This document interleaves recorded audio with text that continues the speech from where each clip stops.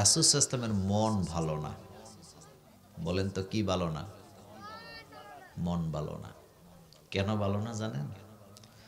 কারণ আশেপাশের লোকেরা রাসূল সাল্লাল্লাহু আলাইহি ওয়াসাল্লামকে গালাগালি করে।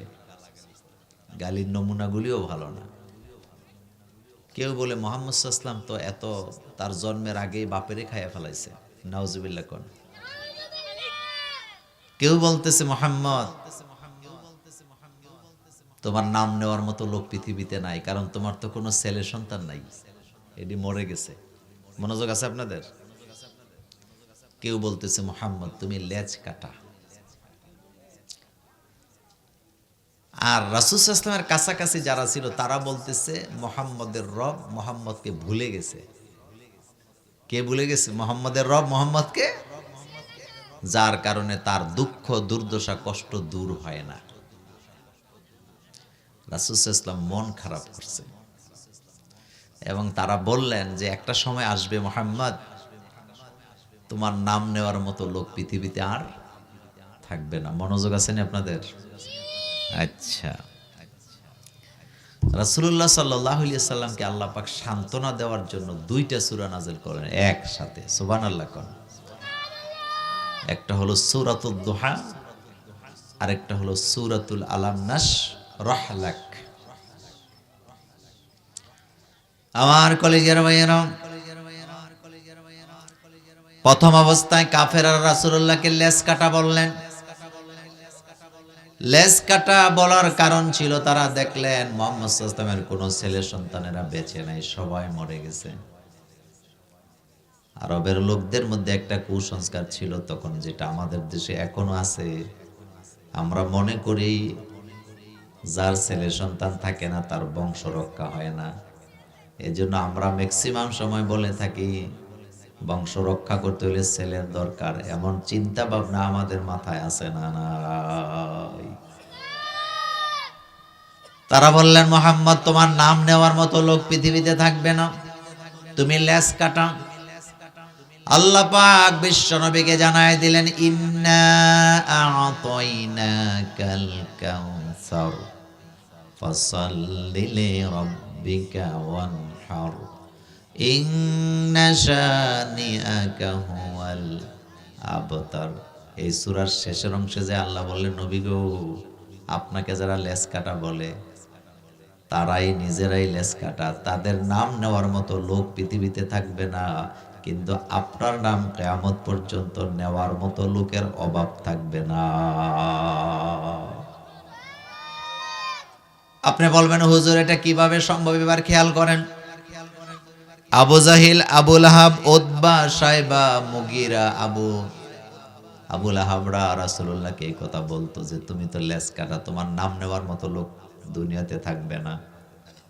তাকায় দেখেন আজকের পৃথিবীতে আবু লাহাব নামের একটা লোক আপনি পাবেন না, আবু জাহিল নাম আপনি পাবেন না, উতবা পাবেন না, শাইবা পাবেন না, মুগিরাও পাবেন না।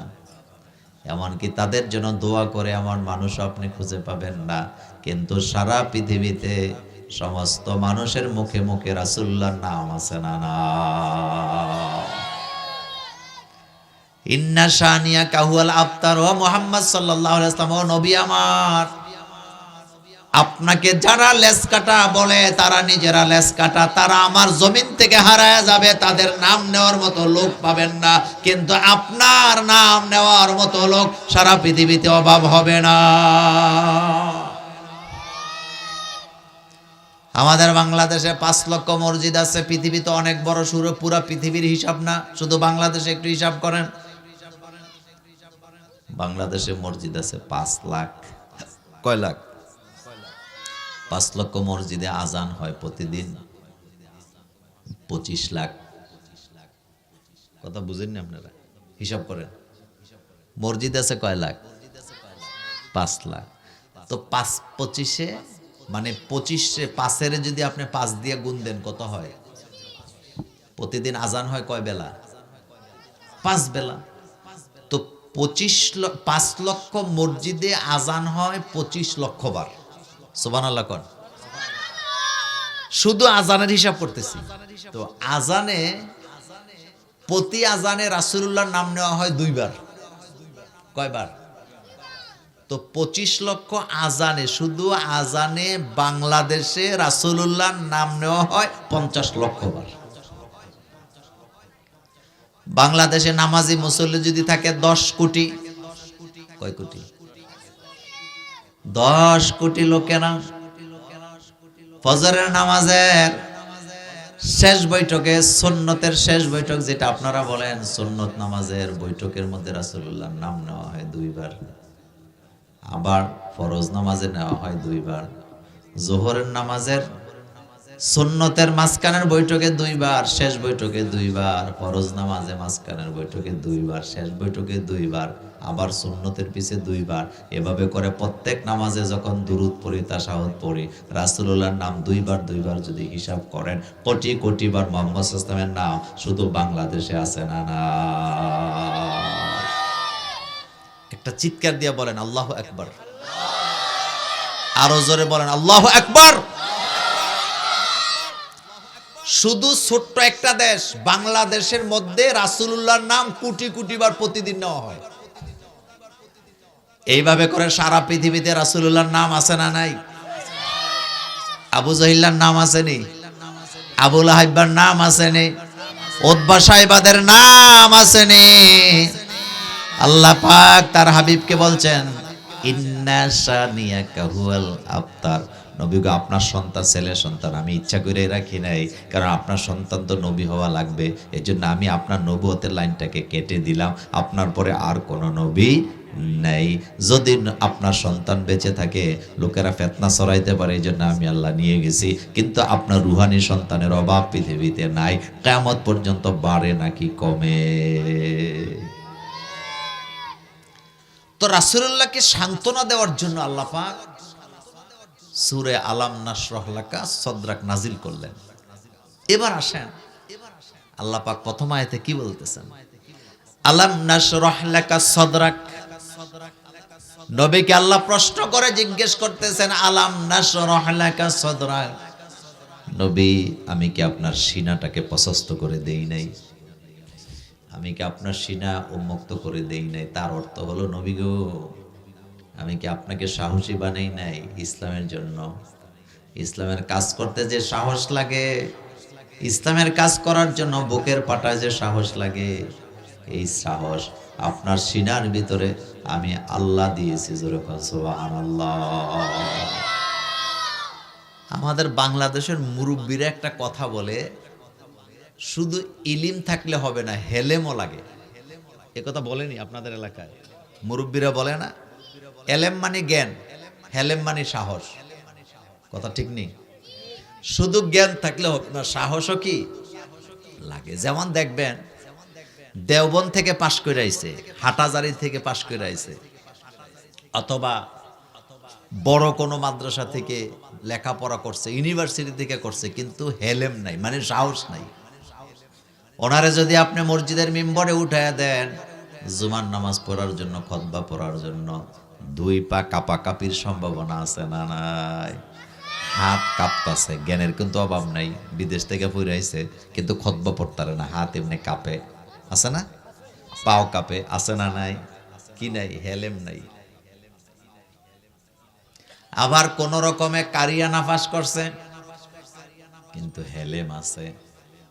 হাজার হাজার মানুষের সামনে উঠাইয়া দিলে দিব্যি ঘন্টার পর ঘন্টা ওয়াজ করে, এমন মানুষও সমাজে আছে না নাই? তো রাসূলুল্লাহকে আল্লাহ পাক এলেমও দিছে, হেলেমও দিছে। সুবহানাল্লাহ কোন? আল্লাহর নবীকে বলতেছেন, আলাম নাশরাহ লাকা সদরাক, নবী আপনাকে আমি সাহসী বানাইছি, আপনার সিনাটাকে আমি ইসলামের জন্য প্রশস্ত করে দিয়েছি। আমার কলিজার ভাইয়েরা, দাওয়াতি কাজ করতে, ইসলামী আন্দোলন করতে কলিজা লাগে, সাহস লাগে। সাহস ছাড়া ইসলামী আন্দোলন করা যায় না।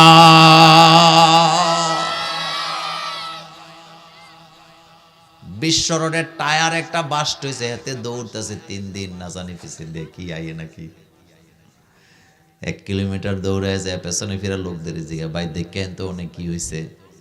আবার আরেকজন আছে সিএনজির মধ্যে আগুন ধরে গেছে, এখানে সে জানে যে কোনো সময় সিলিন্ডারটা বাস্ট হইতে পারে, এরপরও আগ্রহে যায়, আগুনটা নিভাবার জন্য চেষ্টা করে। এমন সাহসী লোকও আছে না না? ঘরের পাশে শিয়ালে ডাক দিছে, হেতে আর গড়তে বাইরে না। কথা কোন না কেন আসেনি? হেতে সারা রাত পেশাব রিজার্ভ কইরা ফিক্সড ডিপোজিট কইরা রাখছে, পেশাব আর ছাড়তে রাজি না, কারণ শিয়ালে ডাক দিছে বাইরেলে যদি আক্রমণ করে। এরকম আসেনি? আবার ঘরের পিছনে বাঘে হুঙ্কার দিছে, হেতে লাঠি লইয়া বাইর হইছে, এত বড় সাহস, আমার গ্রামে বাঘ আসবে আজ্ঞায়া পিড়াইতে যায়, এমন সাহসী যুবক আছে না নাই? নবীজিকে আল্লাহ পাক বলছেন আলাম নাশরাহ লাকা সাদরাক, নবী গো আমি কি আপনার সিনাটাকে প্রশস্ত করে দেই নাই? তাফসীর ইবনে কাসির পনেতা বলেন আল্লাহর নবী সিনাটাকে আল্লাহ ইসলামের জন্য প্রশস্ত করে দিয়েছে, যেমনটা করেছিলেন আল্লাহ হযরতে মূসা আলাইহিস সালামের জন্য। হযরতে মূসা আলাইহিস সালাম যখন ফেরাউনের কাছে দাওয়াতি কাজ করার জন্য যাচ্ছেন, আল্লাহ পাক বললেন ইযহাব ইলা ফিরআউন, মূসা তুমি ফেরাউনের কাছে ফেরত যাও, ফাইন্নাহু তাগা, সে অহংকারী, সে তগা, তারে যায় দাওয়াত দাও। হযরতে মূসা আলাইহিস সালাম দোয়া করতেছে রব্বিশরাহলি সদরি ওয়া ইয়াসসিরলি আমরি ওয়াহলুল উকদাতাম মিন লিসানি ইয়াফকাহু কাওলি ওয়াজআললি ওয়াজিরাম মিন আহলি। সুবহানাল্লাহ। কোন আল্লাহ যখন বলছে যা ফেরাউনের কাছে মূসা তুমি দাওয়াত নিয়ে যাও, তো ফেরাউন কি সাধারণ মানুষ না রাষ্ট্রপ্রধান? কত কোন 14 গ্রামের বাইরা, এটা কোন থানা? তো 14 গ্রামের একটা আওয়াজ কি ছোট হবে না বড় হবে? আপনারা কি আমার ভাষা বুঝেন? ফেরাউন কি সাধারণ মানুষ না রাষ্ট্রপ্রধান? হেতের কাছে সেনাবাহিনী আসেনি, বন্দুক আসেনি, হেতের কাছে অত্যাচারী বাহিনী আসেনি, লাঠিয়াল বাহিনী আসেনি, তো তার কাছে দাওয়াত নিয়ে যাইতে সাহসের দরকার আসেনি?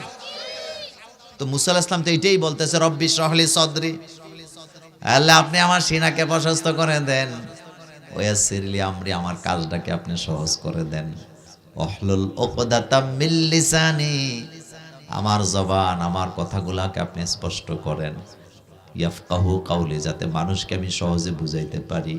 এরপরে বলতেছে ওয়াজআললি ওয়াজিরাম মিন আহলি, আমি যদি একা একা যাই তাহলে তো এটা সুন্দর লাগে না, আপনি আমার একজন উজির দেন। কি দেন? উজিরের বাংলা হইল সহযোগী। সহযোগী দিছেনি আল্লাহ, কি নাম? কারে দিছে?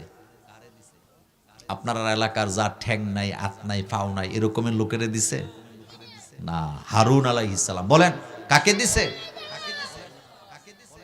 হযরতে মূসা আলাইহিস সালাম বলতেছে ওয়াজআললি ওয়াজিরাম মিন আহলি, আল্লাহ আপনি আমার একজন উজির দেন, সহযোগী দেন, তবে সহযোগীটা আমার আহাল থেকে দিয়েন, কারণ দূরের লোক যদি দেন তাহলে আমার সাথে বিশ্বাসঘাতকতা করার সম্ভাবনা আছে নাকি নাই? উজিরটা দূর থেকে নিছে না কাছ থেকে নিছে? নিজের আপন চাচাতো ভাই। কিন্তু মজার ব্যাপার হলো লোকেরা এক সময় এসে বলল মূসা, হারুন আলাইহিস সালাম কিন্তু তোমার সাথে বিশ্বাসঘাতকতা করছে, সে দাওয়াতি কাজে অবহেলা করছে। তো মূসা আলাইহিস সালামের রাগ কম না বেশি? মূসা আলাইহিস সালাম যাইয়া হারুন আলাইহিস সালামের দাড়ি টাইনা সাইটটা ধরছে। কথা বুঝছেননি? মানে দাড়ি ধরছে, দাড়িকে অসম্মান করার জন্য। ওনার জিদ যে আমি তোমাকে দাওয়াতি কাজের দায়িত্ব দিলাম, দাওয়াতটা ঠিক মতো পৌঁছাইলে না কেন? হারুন আলাইহিস সালাম এবার বলতেছে মূসা তুমি আল্লাহর হস্তে আমার দাড়ি ধরে টান দিও না, আমি তোমার সাথে কোনো বিশ্বাসঘাতকতা করি নাই। সুবহানাল্লাহ বলবেন না? আমি যেই কথাটা আপনারা বলতে চাইছি, ইসলামী আন্দোলন করতে, কোরআনের দল করতে, কোরআনের রাজনীতি করতে বুকের পাটা কি লাগে? এত আস্তে কেন? বুকের পাটা কি লাগে? এই জায়গায় কলজা লাগে। কলজাডারে বিড়ি খাইতে খাইতে খাইতে খাইতে পসায় লাইলে ইসলামী আন্দোলন করা যায় না, বরং কলিজাটাকে আল্লাহর জন্য, ইসলামের জন্য ওয়াকফ করে দেওয়া লাগে। বিশ্ব নবীকে আল্লাহ বলছেন আলাম নাশরাহ লাকা সাদরাক, নবী আমি আপনার সিনাটাকে প্রশস্ত করে দিয়েছি। রাজনীতি করতে কি লাগে? কলজা লাগে না? কথা কন না কেন? কলজা ছাড়া আপনি রাজনীতি করতে পারবেন? যার কলজা নাই হাতে নেতা হইতে পারে না। বড় জোর এলাকার খেতা হয়, ফেতি নেতা হয়, ওই যে চায়ের স্টলে বয়ে বয়ে রাজনীতি করে, এরকম হয়। সংসদে জীবনও যাইতে পারে না। একটা টায়ার বাস্ট হইছে, 3 দিন দৌড়াইতেছে যান বাঁচানোর লেগে। এই রকমের লোক নেতা হতে পারে না। এই রকমের লোক ইসলামী আন্দোলনও করতে পারে না, দেশের জন্য সমাজের জন্য কিচ্ছু করতে পারে না। কিন্তু একটা আওয়াজ হইছে, মানুষে বিপদে পড়ছে নাকি ওইখানে, এটা দেখার জন্য যারা আজ্ঞায়া যায়, আল্লাহ তাদেরকে নেতা বানায়। আল্লাহ তাদেরকে কি বানায়? এই কথাটা আল্লাহ পাক বিশ্ব নবীকে বলছেন, আলাম নাশরাহ লাকা সাদরাক। ও নবী, আমি কি আপনার সিনাটাকে প্রশস্ত করে দেই নাই? ইসলামের জন্য আপনার সিনাকে আমি উন্মুক্ত করে দিয়েছি। ওয়াদানা আনকা বিজরাক, আপনার বোঝাটাকে আমি হালকা করে দিয়েছি। তার মানে আপনি যে নবুয়ত রিসালাতের দায়িত্ব পালনটাকে কঠিন মনে করছিলেন, ইসলামের দাওয়াত দেওয়াটাকে কঠিন মনে করেছিলেন, আমি আল্লাহ সেটাকে আপনার জন্য সহজ করে দিয়েছি। জোরে কোন সুবহানাল্লাহ। ইসলামের দাওয়াত সহজ করে কে? আল্লাহ পাক। একটা কথা মনে রাখবেন, ইসলামের দাওয়াত যুগে যুগে যারাই বন্ধ করতে চাইছে, ইজ্জতের লুঙ্গি নিয়ে কবরে যাইতে পারে নাই। আল্লাহ তাদেরকে লাঞ্ছিত অপমানিত করে দুনিয়া থেকে বিদায় করে দিছে। এ কথা সত্য নেই? আর ইসলামকে যারা ভালোবাসে, আলেম ওলামাকে যারা ভালোবাসে, যারা কোরআনকে ভালোবাসে, রাসূলুল্লাহর আদর্শকে ভালোবাসে, তাদের জন্য সারা দুনিয়া, তারা ইন্তেকাল করলে কান্না করে, তাদের জন্য মানুষেরা চোখের পানি ফালায়। কথা ঠিক কিনা? এটা স্বাভাবিক। এই জন্য আপনাদেরকে আমি অনুরোধ করব, কখনো ইসলামের বিপরীতে দাঁড়াবার চেষ্টা করবেন না। আপনি ইসলাম প্র্যাকটিস করেন না, মানতে পারেন না, এটা আপনার দুর্বলতা। কিন্তু আরেকজন ইসলাম মানতে চায়, ইসলামের আইন কানুন মানতে চায়, ইসলাম প্রচার করতে চায়, আপনি তার বিপরীতে বাধা হইয়া দাঁড়াইয়েন না। আল্লাহর জাতের কসম, অতীত সাক্ষী যারাই দাঁড়াইছে, আল্লাহ তাদেরকে লাঞ্ছিত অপমানিত করে দুনিয়া থেকে বিদায় করে দিয়েছে। বাংলাদেশের কিংবদন্তি নেত্রী বেগম খালেদা জিয়া, আমরা দোয়া করি আল্লাহ যেন তাকে জান্নাতে উঁচু মাকাম দান করেন। বাংলাদেশে খালেদা জিয়া আর জীবনে হবে? কথা কন না কেন? জানাজা দেখছেন কি অবস্থা? পৃথিবীর বিশ্ব মিডিয়া বলেছেন, এই পৃথিবীর ইতিহাসে তাদের জানা মতে 4টা লোকের জানাজার মধ্যে সবচেয়ে বেশি লোক হয়েছে। কয়টা? কথা কয় না, কয়টা? 4টা। তার ভিতরে একটা ছিলেন বেগম খালেদা জিয়ার জানাজায় লোক কম হয়েছে না বেশি হয়েছে?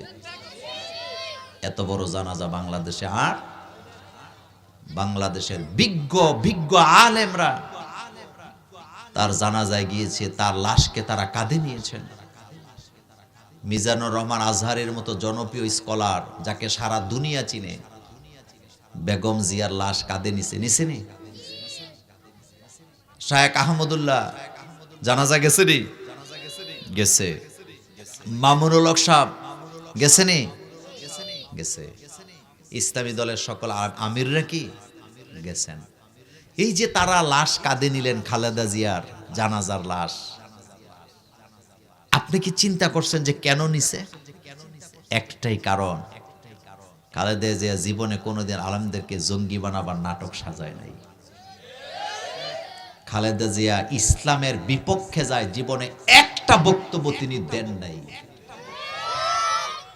কথা বলেন, বুকে হাত দিয়ে বলেন, দিছে? অশালীন কোন বক্তব্য কোনোদিন দিয়েছেন? মসজিদ, মাদ্রাসা, ইসলাম, কোরআনের বিরুদ্ধে যায়, জীবনে একটা বক্তব্য তিনি দেয় নাই। যার কারণে সারা দেশের আলেমরা তার জন্য চোখের পানি ফেলে ফেলে কেঁদেছেন। বাংলাদেশে এমন কোন মসজিদ নেই তার জন্য দোয়া হয় নাই, কারণ তিনি ইসলামের পক্ষে ছিলেন। তিনি আলেমদেরকে সবসময় বলতেন, আপনারা ইসলামী আন্দোলন করেন, ইসলামের আইন কায়েমের আন্দোলন করেন, করতে থাকেন। আমরা তো ইসলাম কায়েমের রাজনীতি করি না, আপনারা করেন। আপনারা করতে করতে করতে করতে যদি এই দেশের মানুষ ওই পর্যায়ে চলে যায় যে দেশের মানুষ ইসলাম কোরআনের আইন চায়, আমাদের পক্ষ থেকে কোনো বাধা হবে না, বরং আমরা সহযোগিতা করব। আল্লাহু আকবার কোন।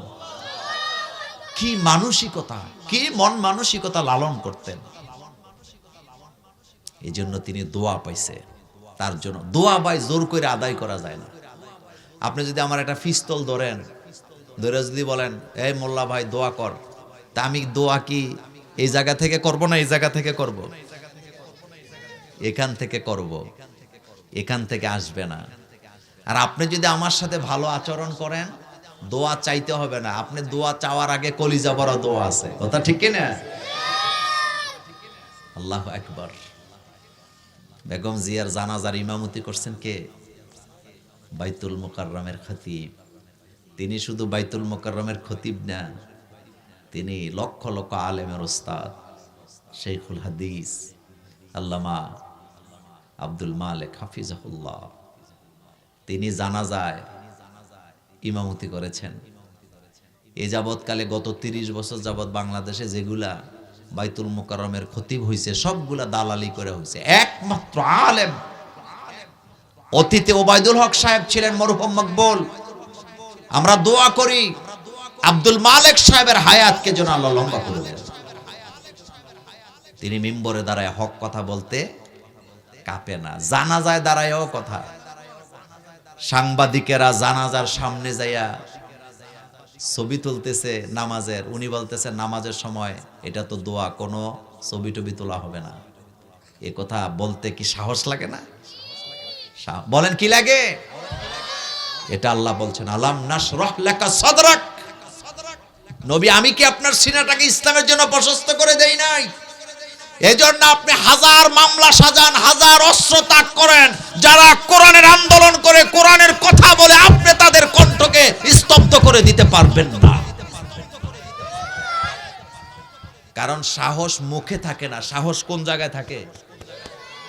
যেই জায়গায় আপনার কোনো কন্ট্রোল নাই। মানুষের আপনার হৃদয়ের মধ্যে আমার কোনো কন্ট্রোল আসেনি, এই জায়গা কন্ট্রোল করে কে?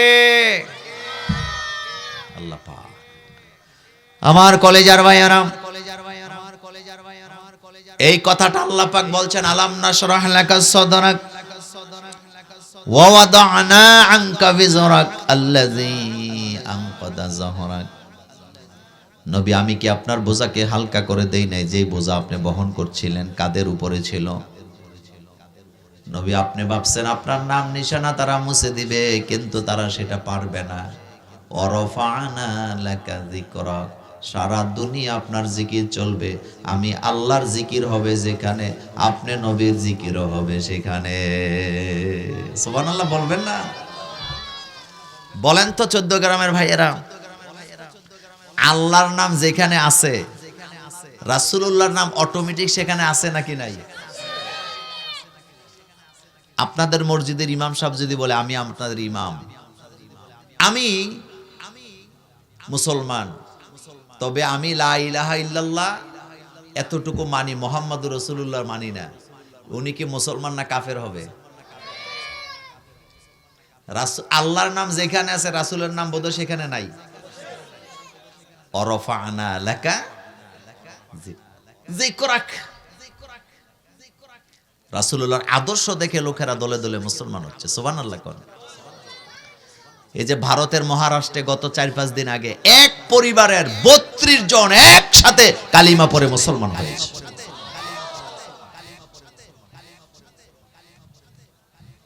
দিনে দিনে ইসলামের অনুসারী বাড়ে নাকি কমে? বাড়ায় কে? কারণ তারা বুঝতে শিখছে। বাংলাদেশের স্বাধীন হয়েছে 54 বছর হয়েছে। কয় বছর? 54 বছরের ইতিহাসে আপনারা দেখছেন যত নির্বাচন হয়েছে, প্রার্থীরা ভোটারদেরকে টাকা দিত, কিন্তু এইবারই জীবনে প্রথম দেখলাম ভোটাররা উল্টা প্রার্থীদেরকে টাকা দেয়। এ কথা সত্য নেই? কেন দেয় বলেন তো? কেন দেয়? তার সততা, তার বীরত্ব, তার সাহস তাকে এই জায়গায় নিয়ে গেছে। ওসমান হাদি, দোয়া করে আল্লাহ যেন তাকে শহীদি মর্যাদা দান করেন। আমি মাঝে মধ্যে চিন্তা করি তার পুরা পেটটার মধ্যেই কলজা ছিল, কলজাটা এটা ছোট না।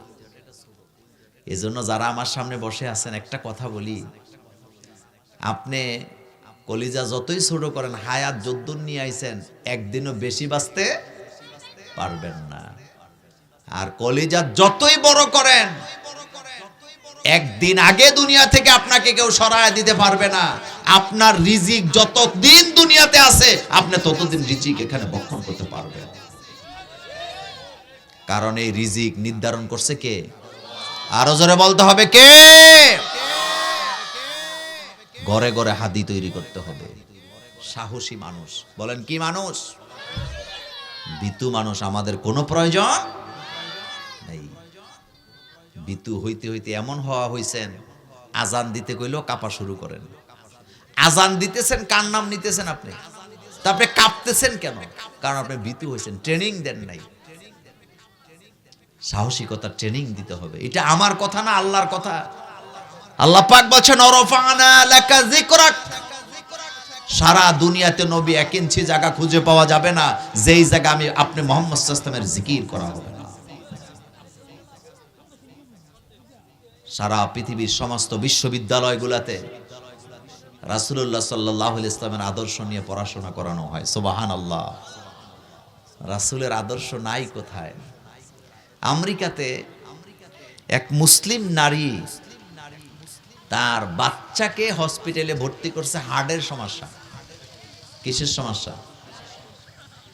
তো ডাক্তার ওই মহিলাকে বলতেছেন, আপনি আপনার বাচ্চাটাকে ডান কাঁধে শোয়াবেন। কোন কাঁধে? তাইলে হার্ট ভালো থাকবে। মহিলা মুস্কি হাসি দেয়া কয়, ডাক্তার সাহেব আগে আমার কথা শোনেন। কয় কি কথা? মহিলা বলতেছেন, ডাক্তার আপনি তো আমাদেরকে পরামর্শ দিলেন হার্টের রোগী বাচ্চা, তাকে ডান পাশে শোয়াতে হবে। আমরা জাতে মুসলমান, আমাদের নবী মুহাম্মদ সাল্লাল্লাহু আলাইহি ওয়াসাল্লাম, আমাদের নবী ১৫০০ বছর আগে বলে গেছে আমরা যেন ডান কাতে শুই। সুবহানাল্লাহ। বাইজে কইন আর কি। ডাক্তার মহিলাকে বলতেছেন, আপনার বাচ্চাকে খাবার খাওয়াবেন, পেটকে 3 ভাগ করে, বেশি খাবার দিবেন না। 3 ভাগ করে 1 ভাগ খাওয়াবেন, আরেক ভাগ পানির জন্য ছেড়ে দিবেন, আরেকটা খালি রাখবেন। মহিলা মুস্কি হাসি দিয়ে বললেন, আমার নবী 1400 বছর আগে এই শিক্ষা দিয়ে গেছে আমরা যেন খাবার পেটকে 3 ভাগ করে খাই। জোরে কোন সুবহানাল্লাহ। ডাক্তার বলতেছে, আপনার বাচ্চাকে সকাল সকাল ঘুম থেকে জাগ্রত করবেন। মনোযোগ আছে নি? মহিলা বলতেছে, ডাক্তার আমরা যাতে মুসলমান, আমাদের শিক্ষা হলো ফজর হবে যখন জাগতে হবে তখন। আমরা জাগি কখন? কখন জাগি আমরা? সকাল 8টায় না ফজরের সময়? আকিমিস সালাতা লিদুলুকিশ শামসি ইলা গাসাকিল লাইলি ওয়া কুরআনাল ফাজরি ইন্না কুরআনাল ফাজরি কানা মাশহুদা। আল্লাহ পাক আমাদের পক্ষে বলছেন সুবহে সাদেকে জাগ্রত হবা, ফজরের নামাজ আদায় করবা, নামাজে কোরআন তেলাওয়াত করবা। তো ফজরের সময় লম্বা লম্বা কোরআন পড়ো, কারণ তোমরা যখন ফজরে কোরআন পড়ো তোমাদের তেলাওয়াতের সাক্ষী আল্লাহর ফেরেশতারা হয়ে যায়। এবার ডাক্তার বলতেছে মহিলাকে, বাচ্চাকে সকাল বেলা রোদ্রের মধ্যে খানিকটা শোয়া রাখবেন। কথা বুঝেন নেই? তাহলে আমরা সকালবেলা ঘুম থেকে জাগ্রত হই নাকি হই না? রাসূলুল্লাহর আদর্শের মধ্যে দুনিয়া আখিরাতে কল্যাণ আছে না নাই? এই যে পৃথিবীর কোন বিজ্ঞানী শিখাইছে খাবার খাওয়ার সময় দস্তরখান বিছাইতে হবে? কেউ বলছে এটা? একমাত্র রাসূল সাল্লাল্লাহু আলাইহি ওয়াসাল্লাম বলছে। কেন বলেছেন? কারণ রিজিককে নষ্ট করার অধিকার কারো নাই। আপনি ভাত খাচ্ছেন, 2-1টা ভাত পড়ে যাবে, আপনি এটা ফেলে দিবেন, হতে পারে না। এটা রিজিক। এটা কে দিছে? সারা দুনিয়ার সব মানুষ যদি মিলেমিশে চেষ্টা করে, একটা চাউল বানাবার ক্ষমতা নাই। চাউলটা বানাইছে কে? তো আপনি নষ্ট করবেন কেন? এই জন্য দস্তরখান বিছায় খাবার খাবেন, খাবারটা পরে গেলে যেন উঠাইয়া আবার খাওয়া যায়, এই সুন্নত শিক্ষা দিয়েছে মুহাম্মদুর রাসূলুল্লাহ সাল্লাল্লাহু আলাইহি ওয়াসাল্লাম। পৃথিবীর এমন কোন দেশ আছে যেখানে রাসূল সাল্লাল্লাহু আলাইহি ওয়াসাল্লামকে চিনে না? নাই। খ্রিস্টান, ইহুদিরা পর্যন্ত মুহাম্মদ সাল্লাল্লাহু আলাইহি ওয়াসাল্লামকে অনুসরণ করে। এই পৃথিবীর অসংখ্য বিজ্ঞানীরা মুহাম্মদ সাল্লাল্লাহু আলাইহি ওয়াসাল্লামের কথাকে নিয়ে, কাজকে নিয়ে তারা গবেষণা করে। একটা মজার কথা বলি, রাশিয়ার 12 জন প্রফেসর ডক্টরেট করা, তারা মুসলমান যে গোসল করার সময় ওযু করে, মাথা মাসে করে, মাথায় আগে পানি দেয়, এটা নিয়ে তারা গবেষণা করলেন। সুবহানাল্লাহ কোন। তারা গবেষণা করে দেখলেন পৃথিবীতে একটা মাত্র জাতি যারা গোসলের আগে ওযু করে। গোসলের আগে কি করে? ওযু করে। তার মানে তারা আগে হাত কবজি পর্যন্ত ধৌত করে, মনোযোগ আছে নি? ধুয়ে তারপরে কুলি করে, নাক পরিষ্কার করে, মুখ ধৌত করে, মুখ ধোয়ার পরে হাত ধোয়, হাত ধোয়ার পরে মাথা কি করে? মাসে করে, কান মাসাই করে, গর্দানে পানি দেয়, এরপর শরীরে একটু পানি লাগায়, পায়ের মধ্যে পানি দেয়। রাশিয়ার বিজ্ঞানীরা বললেন যে এটা করার কারণে যে উপকার, এটা ডাক্তাররা আগে আবিষ্কার করতে পারে নাই। সেটা কি? বিজাতিরা বাথরুমে ঢুকে পানির শাওয়ার ওপেন করে, ঝর্ণার মতো পানি পড়ে, ডাইরেক্ট মাথায় পানিটা দেওয়ার কারণে তার শরীরে রক্তচাপে ব্যাঘাত ঘটে, সেই স্ট্রোক করে বাথরুমে মারা যায়। কিন্তু মুসলিম জাতি যখন ওযু করে আগে হাতে পানি লাগায়, মুখে পানি দেয়, মাথা যখন পানি দেয়, তার পুরা শরীরের রক্ত চলাচলটা কি থাকে? স্বাভাবিক থাকে। ওই যে একটু একটু করে ভিজাইছে, ডাইরেক্ট মাথায় দেয় নাই। তারা বলছে ডাইরেক্ট মাথায় পানি দেওয়ার কারণে বাথরুমে এরা স্ট্রোক করে।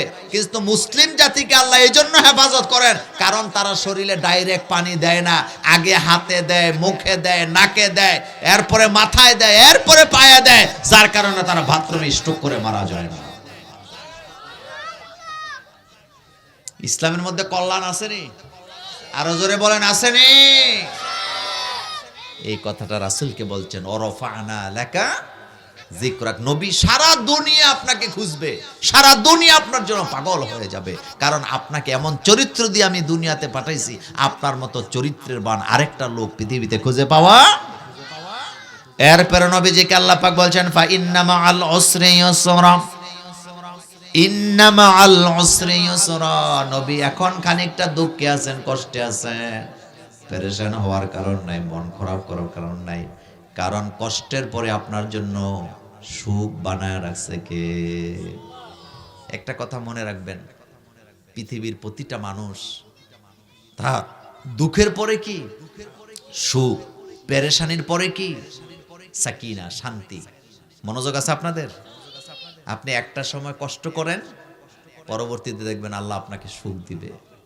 একটা সময় আপনি দেশান্তর হয়েছেন, একটা সময় আপনি দেশ ত্যাগ করছেন, একটা সময় আপনি বিনা কারণে মামলা খাইছেন, অপেক্ষা করছেন, ধৈর্য ধারণ করছেন, এখন আপনারে সুখ ফিরিয়ে দিছে কে? তাইলে আল্লাহর শুকরিয়া দিনে দিনে বাড়া দরকার না কমা দরকার? আরো জোরে বলেন, বাড়বে না কমবে? দুঃখের পরে সুখ আসবেই। আমাদের মা বোনেরা এটা বুঝে না, হাউমাউ করে চিল্লায় বিলাপ করে। আমার মা বোনেরা এটা বুঝে না। বাড়িতে খালতো বোন, চাচতো বোন, বান্ধবী বেড়াইতে আইছে, বান্ধবীর একেবারে জোর করে ধরে রাখছে, কয় বোন তুই যাইস না, আজকে রাতটা থাক, কত দুঃখ কষ্ট জমায় রাখছি ফেডের ভিতরে, তোর কাছে না কইলে কি এটি হালকা হইব নি? এরকম বলেনি? অথচ রাসূল সাল্লাল্লাহু আলাইহি ওয়াসাল্লাম বলতেছেন, তুমি যারে তার কাছে দুঃখ কষ্ট বলতে যাইও না, কারণ তুমি যার কাছে দুঃখ কষ্ট বলতে গেছো, খবর নিয়ে দেখো তার জীবনে তোমার চেয়ে আরো বেশি দুঃখ আছে। এক মহিলা তার খালতো বোনরে রেখে দিছে, কয় বোন আজকে রাতটা থাক, তোর কাছে কথাবার্তি, মানে তোর সাথে আমার দুঃখ কষ্ট বইলা আমি দুঃখ কি কইরাম? হালকা কইরাম। তো রইছে একেবারে খালতো বোনের জন্য দেশি মুরগি টুরগি রান্না কইরা, এবার দোনো বোন একসাথে শুইছে কম্বলের নিচে, দুঃখ বলবে। তো যেই বোন বাড়িউলি রাখছে ও দুঃখ বলা শুরু করছে, কয় তোর ভাইয়া আমারে জ্বালায়, তোর দুলাভাই আরে জ্বালায়, তোর এরপর আমার শাশুড়ি জ্বালায়, আমার ননদে জ্বালায়, জ্বালায় গালাগালি করে। তো এটি বলতেছে আর লগেরটা কানতেছে। মনোযোগ আসেনি লগেরটা? তো উনি বলতেছে আমি দুঃখ বলতেছি আমার দুঃখ হালকা করার জন্য, তা আমার দুঃখ তোর এমন ভাবে ধাক্কা দিল যে তুই কান্না শুরু করে দিলি, তোর আমার জন্য এত মায়া,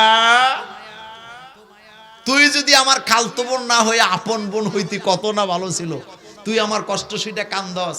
এবার ওই মহিলা কয় আরে তোর দুঃখ শুনে আমি কান্দি না, আমি কান্দি তুই যে দুঃখ বলতেছ তোর চাইতে হাজার গুণ দুঃখ আমার কলজের মধ্যে জন্মে রয়েছে, আমি এই কষ্টে কান্দি। আপনি অভাবে আছেন, আরেকজনের কাছে অভাবের কথা বলেন, আপনি খবর নিয়ে দেখেন তার জীবনে অভাবের কোনো কি নাই। 14 গ্রামের ভাইয়েরা, দুঃখ কষ্ট অভাব দূর করার ক্ষমতা কার? এই কথাটা আল্লাহ পাক বলছেন ফা ইন্না মাআল উসরি ইউসরা, ইন্না মাআল উসরি ইউসরা। নবী গো মানুষকে জানায়া দেন কষ্টের পরেই সুখ আসবে, দুঃখের পরেই সুখ আসবে, কারণ দুঃখের পরে আমি সুখ তৈরি করে রাখছি। আপনি ঋণে আছেন, হতাশ হয়েন না, ইমানটাকে মজবুত করেন, আল্লাহ আপনাকে ঋণ থেকে মুক্ত করবেই। আত্মহত্যার পথ নয়, ধৈর্য। বলেন কি? অভাবে আছেন, আল্লাহর কাছে দোয়া করতে থাকেন, মুনাজাত করতে থাকেন, করতে থাকেন, করতে থাকবেন। একটা সময় আপনার দুঃখ কি করবে আল্লাহ লাঘব করে দিবে। অভাবে আছেন, অভাব অনটন দূর করার ক্ষমতা কার? আরো জোরে বলেন কার? প্রত্যেক নবীদের একটা কমন দোয়া ছিল, রব্বানা আতিনা। সবাই পড়েন, রব্বানা আতিনা ফিদ দুনিয়া হাসানাতাও ওয়া ফিল আখিরাতি হাসানাতাও ওয়া কিনা আযাবান নার। আপনি ঋণে পড়ে গেছেন হাজার হাজার টাকা, আপনার কোনো রাস্তা নাই, সম্পদও নাই, আপনি ভাবছেন কিয়ামত পর্যন্ত আপনার ঋণ থেকে যাবে। আসলে এটা মোটেও সত্য নয়। ধৈর্য ধারণ করতে থাকেন, 12 বছর অপেক্ষা করেন, 12 বছর পরেও হইলে আপনার ঋণ আপনাকে মুক্ত করে দিবেন কে? ঋণে পড়ছে ঠুস করে আত্মহত্যা করে লাই, এরকম আসেনি? 5 লাখ টাকা মাইর খাইলে চিন্তা করতে করতে ব্রেনটা শেষ, স্ট্রোক করে, এরকম আসেনি? অথচ আল্লাহ পাক বলছে ইন্না মাল উসরি ইউসরা। তোমার কষ্টের পরে কি আসবে? জাহাঙ্গীরনগর বিশ্ববিদ্যালয়ের একজন অধ্যাপিকা, হিন্দু ছিলেন, এখন মুসলমান, আলহামদুলিল্লাহ করেন। তিনি বলেন আমি ছোটকাল থেকে দুঃখ কষ্টে বড় হয়েছি, আমার হৃদয়ে অসংখ্য জমা প্রশ্নের উত্তর কোনো মানুষের কাছে আমি পাই নাই। আমি বাধ্য হয়ে কোরআন পড়তে শুরু করলাম। আমি কোরআন যত পড়েছি আমার জীবনের কষ্টের সবগুলো জবাব আমি কোরআন থেকে পেয়েছি। এই বাংলাদেশের ঘটনা, গুগলে সার্চ দিলে এখন বাইর করতে পারবেন। জাহাঙ্গীরনগর বিশ্ববিদ্যালয়ের একজন অধ্যাপিকা, তিনি বলতেছেন আমি আমার জীবনের জমানো দুঃখ কষ্টের জবাব পাইছি কোরআনে। কোথায় পাইছি? কয় সর্বশেষ একদিন আমি আমার এক বান্ধবীর কাছ থেকে একটা আঘাত পাইলাম। আঘাতটা হলো আমি আমার বান্ধবীকে বললাম তোর সাথে আমার কিছু কষ্টের কথা আছে, তুই কি শুনবি? সে আমার হাতে সময় নেই। আমি খুব মন খারাপ করলাম। করার পরে আমি বাসে উঠলাম। বাসে উঠে আমি যখন ঢাকার দিকে যাচ্ছিলাম, তখন বাসে বসে আমি গুগলে ঢুকিয়া হাদিস সার্চ দিলাম। দেওয়ার পরে দেখি বুখারীতে একটি হাদিস আসছে, রাসূল সাল্লাল্লাহু আলাইহি ওয়াসাল্লাম বলেছেন তোমরা তোমাদের দুঃখ কষ্টের কথাগুলা কোনো মানুষের কাছে বলার চেষ্টা করো না, কারণ প্রতিটা মানুষই দুঃখে কষ্টে আছে। তোমার দুঃখ কষ্ট যে শুনবে সে লাঘব করতে পারবে না। তুমি তোমার কষ্টের কথাগুলা একমাত্র শেয়ার করবা কার সাথে? সোজা কথা নয়। জাহাঙ্গীরনগর বিশ্ববিদ্যালয়ের মতো একজন অধ্যাপিকা, তিনি বলেন যখন আমি এই প্রশ্নের জবাব পাইলাম আমার মন হালকা হয়ে গেছে। আমি বাসে বসে সিদ্ধান্ত নিলাম আমি কালিমা পড়ব, মুসলমান হয়ে যাব। দুঃখ কষ্ট কার কাছে বলবেন? কোনো কিছু চাইলে কার কাছে চাইবেন? আল্লাহর কাছে। বিতু হবেন না সাহসী হবেন? আস্তে কয়, বিতু হবেন না সাহসী হবেন? তবে আপনাদের 14 গ্রামের মানুষের সাহস আছে, এটা আমি জানি, এটা নিয়ে আমার মধ্যে কোনো সন্দেহ নাই। তবে ভালো কাজে একটু সাহস কম, মারামারিতে 1 নাম্বার। আসেনি? কথা বলেন, আসেনি? 14 গ্রামের মানুষ যদি সাহসী না হইব, তাহলে থানার মধ্যে ঢুকে পুলিশের উপরে আক্রমণ করে কেমনে? আজকে পত্রিকায় বললাম, আপনাদের 14 গ্রাম থানার মধ্যে একটা গরু ঘাস খাওয়াইতে গেছে, পুলিশে বাধা দিছে, পুলিশে কোবাই লাইছে। তো এই কোবাইতে সাহস লাগেনি? কথা কর না কেন? লাগেনি? আবার যারা বর্ডার এলাকায় বাস করে, মাঝে মধ্যে সাহস কম লাগে না বেশি লাগে?